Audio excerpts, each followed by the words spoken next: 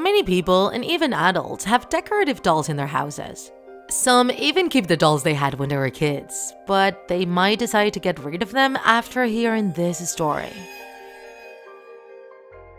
Many years ago, a little girl with blonde hair and blue eyes named Nina one afternoon decided to go out to play in a solitary forest near her house. When she came back home, she bumped into a bush and found something strange within its branches. A mysterious porcelain doll that was a bit dirty and worn out, but that had a charming smile.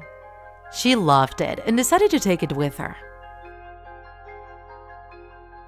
Once in her room, Nina started to comb and untangle the doll's hair and found it weird that it was full of weeds and smelled like moss, but she didn't care. Nina sprayed perfume on her doll and named her Lulu and went to bed hugging her. The next morning, Nina kept playing with her doll and thought about sitting her at the balcony of her room. But suddenly, and for no reason, the doll fell backwards and Nina, scared, plunged to save her. But she couldn't grab it, and with the plunge, Nina fell over the rail too. Her mother, after hearing a scream and a loud thud, rushed outside filled with dread. There, she found the terrible sight of the doll, torn apart, and her own daughter next to it, full of bruises and contusions. She immediately called an ambulance, but nothing could be done to save Nina's life, and the poor girl bled to death. The grief-stricken parents weren't able to keep living in that house anymore, and so they decided to sell it. They found a buyer pretty soon, a single mom who lived with her young son Max. When they moved in, they found the house was almost empty. There were still a few pieces of furniture covered with blankets, as well as a porcelain doll. A bit dirty and old, but well conserved, waiting for them on the hallway's table. They assumed that the previous owners forgot the doll, and they simply put it in the attic.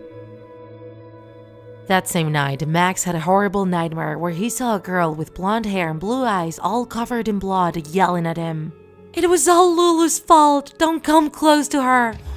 Max had that same nightmare for many nights and decided to tell his mom. Puzzled, she tried to learn more about the previous owners of the house. She found out about Nina's tragic death, who had the same appearance as the girl in the nightmares Max was having. However, she didn't find anything about any Lulu. She decided to not tell her son to not scare him, hoping that it was all just a coincidence and that the nightmares would eventually stop.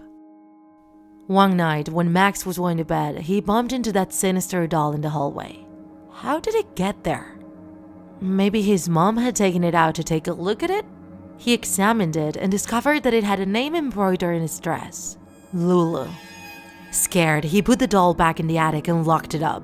He was pretty nervous and it took him a while to fall asleep, but he eventually did. At midnight, a series of thuds suddenly woke him up.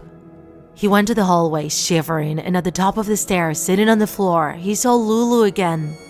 And when he looked down to the bottom of the stairs, he witnessed the horrifying sight of his mother's corpse, twisted and full of bruises. When he looked again at the doll, he saw it now had a different appearance. It had an evil smile as well as bright red eyes.